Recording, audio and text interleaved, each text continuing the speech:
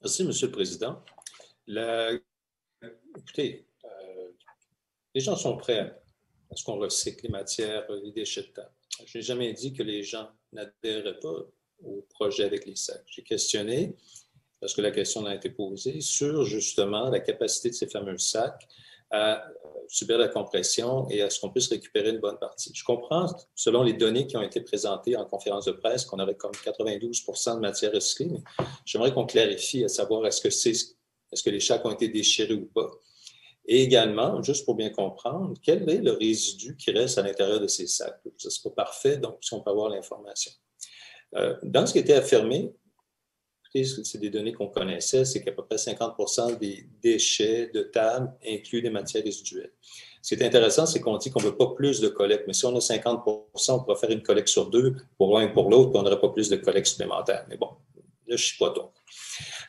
Dans l'enjeu qui nous intéresse ici, c'est vraiment la façon finale de traiter ces déchets avec lesquels j'ai des réserves. Sur ce qui est de la biométhanisation pour les boues municipales, chauffer une boue pour ensuite la brûler, ça n'a pas de sens. Pour ce qui est des déchets de table, j'ai toujours mes réserves. Donc, ma question pour Mme Véro est en lien justement avec le chiffre dont on a parlé, à savoir qu'on récupérait 90-92 Est-ce que c'est au global ou, comment dire, les pertes sont dues à quoi? Alors, si c'était possible d'avoir une réponse. Merci. On va vous répondre, Mme Véro.